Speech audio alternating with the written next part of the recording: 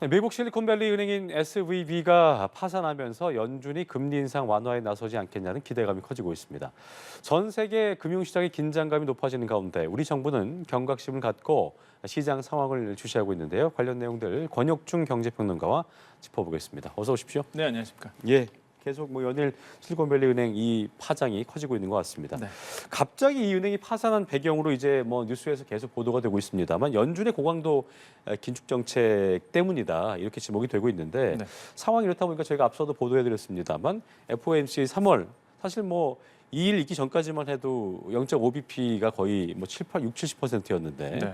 그게 싹 사라졌다고 페드워치에서 사라졌다고 하더라고요. 그렇죠. 시카고 상품거래소에서 이제 페드워치라고 해갖고 이제는 전문가들이 또 하는 프로그램이 과연 연준이 어떻게 움직일까에 대한 이제 예측을 내놓죠.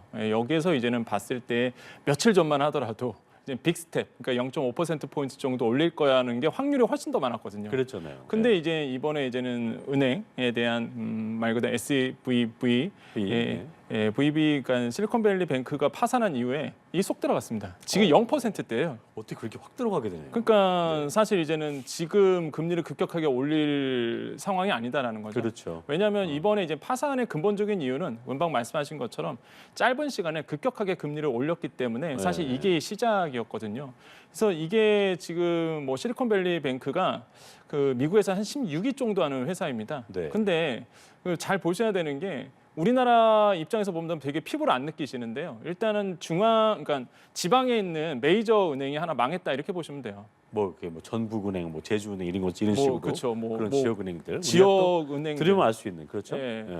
그러니까 사실 자산 규모로 보면 우리나라의 그 메이저 은행보다 자산 규모가 훨씬 더 큽니다. 그런데 일단은 체력이 다르잖아요. 미국 경제 체력과 우리나라의 경제 체력을 좀 맞아요. 비교해서 좀 상황을 본다 그러면 우리나라의 한 지방 거대 은행 하나가 이제 무너진 꼴이다라고 보시면 되겠는데 그럼 피부로 확 와닿죠. 왜냐하면 내가 이제 월급도 줘야 되고 거기에 있는 내 돈이 묶여 있는데 그렇죠. 이게 완전히 파산한다고 그러면 없어지는 거잖아요. 그래서 굉장히 좀 경각심을 가질 수밖에 없었더죠. 물론 미국 정부가 금융당국이 나서서 예금자 보호 다 하겠다라고 이제 발표를 해서 그나마 시장에서는 안정을 했었는데 그러다 보니까 지금 시장에서는 굉장히 놀랬다라고 좀 보시면 되겠습니다. 근데 이제 연준이 고민가 깊어지는 거죠. 지금 상황으로서는. 왜냐하면 원래는 빅스텝 하려고 했었는데 그죠? 그렇죠. 지금은 이제 빅스텝 확률이 높았다가 지금 상황에서 본다 그러면 연준에 이제 두 가지 목표가 있어요. 금융 시스템 안정과 이제 물가 안정. 이 두 마리 토끼를 다 잡는 건데 사실 지금 이제는 물가 안정을 하기 위해서는 빅스텝 가려고 했었는데 금리를 굉장히 높이려고 했었다가 지금 이게 금리 상승 때문에 일어난 이런 어떤 파산, 은행들의 파산 때문에 말 그대로 채권 값이 완전 떨어졌거든요. 그동안 이제 풍부한 유동성 때문에 채권 사놓은 게 미국 채권에 대한 사놓은 게 가격이 지금 너무 떨어지다 보니까 이게 확인되지 않는 손실들이 굉장히 많아지거든요. 그러니까 은행들이 자꾸 파산하는 건데 그러다 보니까 지금 금리를 높일 수가 없는 상황인 거예요. 그러다 보니까 금융 안정 시스템을 가느냐, 그러니까 물가를 위해서라면 금리를 높여야 되는데 금리 높이자니 금융 시스템이 무너질 것 같고. 그러니까 지금 굉장히 선택적 기로에 서 있는 거죠. 그래서 굉장히 아마 딜레마에 좀 빠지지 않았을까라고 좀 생각을 해봐요. 그래서 지금 일단 선물 시장에서나 아니면은 시카고 상품거래소의 패드워치의 데이터를 본다 그러면 0.25%포인트, 그러니까 0.25%포인트 정도가 높아질 가능성이 지금 베이비 스텝의 확률이 굉장히 높다. 한 64% 정도? 동결도 나옵니다. 옛날에는 동결이 0%였어요. 동결 얘기 없었잖아요. 아예 없었죠. 그런데 지금은 한 34% 정도 나오고 있거든요. 꽤 나오는군요. 예, 확률적으로 이렇게 할 거다라고 보고 있기 때문에 기준금리가 과연 연준에서 어떻게 판단할지. 그래서 결국에는 이제 오늘입니다. 미국 시간으로 오늘 2월 CPI 지수가 이제 발표가 되는데 이 소비자 물가 지수가 과연 어떻게 될지. 지금 시장의 예상은 6.1% 정도 생각을 하고 있는데 전월 같은 경우에는 한 6.4% 올랐거든요. 그래서 과연 떨어지긴 떨어지겠지만 그래도 상승률은 떨어지겠지만 그래도 이제 고물가 상태는 맞거든요. 그래서 과연 오늘 이제 발표가 됩니다. 미국에서. 그래서 어떻게 발표될지 이거 보고서 아마 또 연준이 판단하지 않을까 생각합니다. 사실 각종 지표들만 보면 연준의 입장에서는 물가를 잡아야 되기 때문에 물가 안정을 위해서 그 빅스텝 얘기 나왔던 건데 지금 보니까 이번에 안 올린다 쳐도 지금 워낙 그 SVB 여파 때문에 말씀하신 것처럼 미국 정부에서 이걸 예금자 보호 해준다 하더라도 불안정성이 좀 커지는 것 같은 게 고스란히 느껴지는 게 뭐냐면 증시를 보면 느껴지는 것 같아요. 이 혼조세라는 게 물론 어제 블랙 먼데이는 피했습니다만 혼조세라는 게 물론 이제 미국 정부가 예금자 보호한다고 하니까 안도의 한숨 쉬는 분도 계시겠습니다만 혼조세라는 거는 이 모두의 어떤 심리가 왔다 갔다 한다는 얘기 아니에요. 그렇잖아요. 그렇죠. 지금 어제 우리나라 증시를 보면은요. 일단 하락했다가 중반쯤에 말 그대로 다시 올랐어요. 오히려 쪽이었어요. 예, 올랐잖아요. 예, 오히려 이제는 이번 사태가 이제 미 연준에서 금리를 이제 동결할 수 있다. 아니면은 뭐 베이비 스텝 갈 수 있다. 이게 또 호재로 작용해 갖고 급격하게 올랐단 말이죠. 근데 오늘은 상황이 반대입니다. 오히려 오늘이 예. 블랙 뭐 튜즈데이 같이 쭉 빠졌잖아요. 지금 예. 거의 뭐 양 지수 모두 2% 이상씩 빠지고 있는데 그러니까요. 주도를 누가 하느냐 이렇게 하락세를 지금 보면 외국인들이거든요. 외국인들이 왜 이렇게 매도세를 던지느냐? 일단 지금 안전 자산에 대한 관심들이 높아졌어요. 지금 채권 가격 다시 한번 이제 높아지고 있고요. 금 가격 높아지고 있고요. 그러니까 이렇게 안전 자산에 대한 선호 심리가 더 높아졌습니다. 왜냐하면 지금 불안하거든요. 지금 위험 자산에 대한 회피 심리가 굉장히 많아지고. 근데 외국인들 봤을 때 우리나라 시장은 사실 위험 자산이거든요. 안정된 시장보다는 예, 좀더 위험하거든요. 그래서 신흥국이다, 신흥시장이다 보니까 그래서 이제 외국인들 보기에는 좀 불안하니까 우리나라에서 이제 돈을 지금 빼고 있는 상황이다. 주식을 던지고 있다 이렇게 보시면 되겠고. 그래서 과도하게 지금 외국인들이 많이 던지고 있습니다. 우려스러울 정도로. 그러니까 뉴욕 시장 혼조세여서 제가 봤을 때는 네. 우리도 괜찮지 않나 싶었는데 너무 빠지는 거예요. 개인들이 다 받쳐주고 있거든요 지금. 그러니까요. 그럼에도 지금 2% 이상씩 지금 하락이 나오고 있어서 이런 부분에 대해서 지금 우려스러운 부분이 있겠고요. 그래서 이제는 금융당국이 얘기하고 있는 거죠. 이제 금융 시스템에 대한 전반적인 모니터링을 강화하겠다. 그러니까 외국인들이 이렇게 움직이거든요. 그래서 비트코인 같은 경우에는 이제 좀 오른 부분이 있었습니다. 근데 가상화폐도 올랐더라고요. 네, 그게 몇 가지가 이유가 있는데 이제 금리가 이제 동결될 거다라는 이제 시각 이런 부분도 있었고 두 번째로는 이제는 좀 재밌는 설이긴 한데요. 중앙은행 봐라.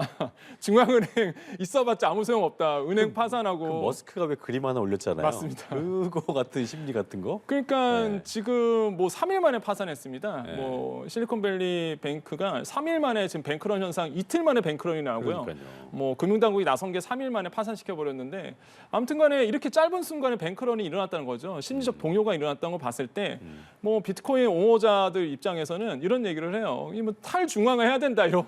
그러니까 이제 비트코인에 대한 다시 한번 또 이슈가 부각이 되면서 또 비트코인 가격이 또 오르기도 하고 그다음에 그동안 많이 빠졌기 때문에 뭐 저가 매수세도 있을 그럴 수도 것이고 있겠고요. 그러면서 이제 비트코인 가격은 좀 지금 이제 오르는 추세지만은 하지만 전반적으로 금융 시스템이 굉장히 불안한 상태로 가고 있어서 지금 네. 좀 뭐 우려스럽다는 좀 말씀을 드립니다. 보실 때는 뭐 이렇게 안전자산 금 같은 것도 탄력받는 분위기인 것 같고 네. 당분간 이런 혼조세도 그렇고 이렇게 좀 불안정한 상황은 이어지겠다 이렇게 봐야 될까요? 저는 굉장히 좀 리스크가 크다라고 좀 리스크가 생각을 크다? 해봅니다. 왜 그러냐면 일단 금리 상승은 멈추진 않을 거거든요. 지금 굉장히 봤을 때 물가 상승이 너무 높기 때문에 뭐 연준이 만약에 이런 상황에서 동결을 하겠다. 사실적으로 보면 이거 과거 같았으면 동결이 맞아요. 근데 지금 물가 상승이 너무 높기 때문에 베이비 스텝 갈 가능성이 굉장히 더 높거든요. 근데 이런 상황에서 금리를 또 올릴 수밖에 없는 이런 아이러니 상황인 거죠. 은행이 지금 망하고 있는 상황에서. 맞아요. 그래서 봤을 때 그만큼 이제 물가 상승률이 심화되기 때문에 어쩔 수 없는 판단이라고 저는 생각하겠고, 근데 이러한 기조가 바뀌지 않는다는 거죠. 지금 그 다음에 아까도 말씀드렸지만은 확인되지 않은 손실들이 굉장히 많습니다. 그게 뭐냐면 이제는 채권 가격이 굉장히 높았을 때 많은 은행들이 이제 채권을 많이 샀었어요. 그 높은 가격의 채권을 샀다가 지금 유동성이 그게 없다 지금 다 보니까 떨어진 거잖아요. 예, 유동성이 없다 보니까 예금들 인출을 해가니까 돈을 돌려주기 위해서 알고 보니까 이게 자기가 남는 게 이제 자산밖에 없는 거죠 은행들이. 그래서 이제는 그걸 막 헐값 팔고 예, 하는 거잖아요. 헐값에 이제 파는 거예요. 그러다 보니까 손실이 나오죠. 투자자들이 봤을 때는 그게 더 불안한 거예요. 은행이 채권 파는데 비싸게 사서 싸게 팔아버리니까 이게 더 손실이 커질 것 같고 그러니까 뱅크런이 일어나고 이러한 현상들이 지금 미국에서 일어나서 파산한 거고 맞아요. 그래서 우리나라 정부는 이런 얘기를 해요. 이제는 구조가 좀 다르다. 실리콘밸리 뱅크 같은 경우는 이렇게 채권의 비중이 너무 높았기 때문에 사실 이런 어려움이 당했던 거고 우리나라는 이제는 채권에 대한 투자에 대한 보다는 여신 한마디로 이제 대출을 해줘서 사실 실리콘밸리 뱅크 같은 경우는 대출이 안 됐거든요. 예. 그다음에 이제 우리나라는 대출 상품이 많기 때문에 이렇게 똑같은 현상이 안 일어날 거다라고 얘기를 하는데 그게 전 더 불안한 거예요. 가계 부채에 대한 폭탄이 어떻게 또 돌아올 수도 있기 때문에 이게 그러니까요. 좋은 현상은 아니다라는 다른 거죠. 형태이긴 하지만. 예, 그렇죠? 그래서 지금 상황을 본다 그러면 그렇게 뭐 녹록지 않은 상태로 지금 우리나라도 서 있다라고 생각을 해봅니다. 지금 그 부분을 얘기해 주신 것 같은데 우리 정부 입장에서도 SVB 파산 사태 관련해서 앞으로 이제 여파를 예측하기 어렵기 때문에 네. 예의주시하겠다 밝혔는데 현대 뭐 금융시장에 미치는 영향 또 오늘 거 보면은 또 상당히 영향을 미치는 것 같기도 하고요. 근데 제한적이라 어제 평가를 했습니다만 필요할 경우에는 신속하게 또 시장 안정 조치를 취하겠다라고 했기 때문에 네. 이 의미, 그러니까 변동성이 커지게 되면 정부가 필요할 경우 개입하겠다는 얘기인데 네. 어떤 부분을 가장 좀 우려스럽게 보고 있을까요? 그러니까 제가 봤을 때는 그렇습니다. 이게 원래 그 12일에 한번 가졌었고요. 네. 그러다가 이제 13일에 윤 대통령께서 한번 실물 경제에 어떻게 영향 미치는지 다시 한번 모니터링 해라 그래서 이제 얘기했었죠. 오늘 이제 딱 만나서 또 얘기 나눴는데 저는 좀 원론적인 얘기에서 끝났다 이렇게 생각을 해봅니다. 그리고 오늘의 메시지는요. 일단 시장을 안정시키기 위한 메시지였다고 좀 봐요. 그러니까 동요하지 말아라. 지금 금융당국이 심리를 좀 안정시키기 위한. 예, 이렇게 지금 노력을 하고 있고 관심을 갖고 있고 모니터링을 강화하고 있으니 우리나라 시장에 대한 전혀 동요할 필요가 없다라는 어떤 시장의 안정적인 메시지를 좀 던지기 위한 어떤 제스처였다. 그래서 어느 정도 전 효과가 있다라고 저는 생각을 해봅니다. 그래서 잘 모여서 시장에 어느 정도 긍정적인 메시지를 냈다라고 저는 생각을 해보겠고 네. 지금 시장에서 가장 우려스러워하고 있는 거는 이제는 미국 같은 경우에는 아까도 말했지만 특수 목적을 가진 은행들이거든요. 한마디로 아까처럼 뭐 예를 들어 실리콘밸리 쪽에다가 뭐 돈을 대주는 자동선을 대주는 은행들 아니면은 뭐 가상화폐에 돈을 대주는 이런 전문적으로 하는 은행들이 지금 굉장히 불안해하는 건데 우리나라에서 만약에 비슷한 경우가 생긴다 그러면 제가 봤을 때는 없어요. 그런 은행은 사실. 그러니까 특수 목적을 가지고 있는 은행이 없는데 불안한 게 이제 PF 대출 쪽입니다.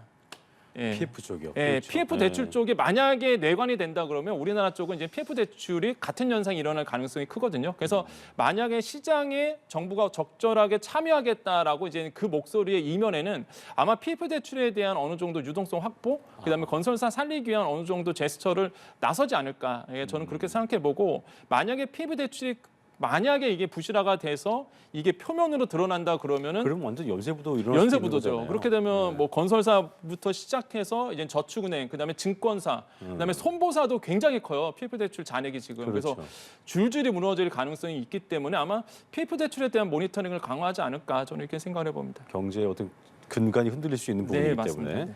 그런 부분 좀 신경 써야 될 것 같고요. 자, 소비자 물가지수 지난달 오락 문화 물가가 14년여 만에 가장 많이 상승을 했습니다. 네.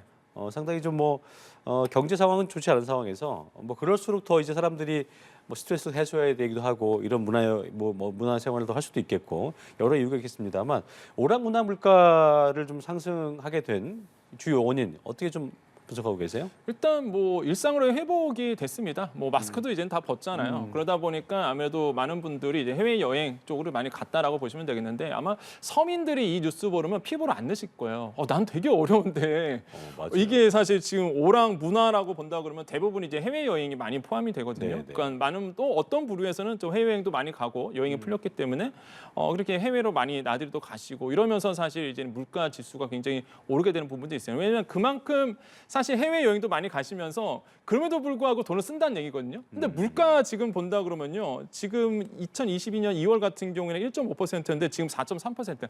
그럼에도 나간다는 얘기거든요. 그렇군요. 예, 그럼에도 나간다는 얘기는 결국에는 뭐 있는 분들이 사실 주도하고 있다라고 생각을 해보겠는데 사실 그러면서 지금 굉장히 좀 시장 자체가 뭐 한편으로 양극화가 좀 일어나고 있는 부분들이 조금 보여지고요. 특히 이제 해외 여행 아까 말씀드렸었죠. 뭐 예. 레저 활동이 큰 폭으로 증가되면서 이런 부분에 좀 영향을 미치고 있지 않나 좀 생각을 해보겠습니다. 그렇군요.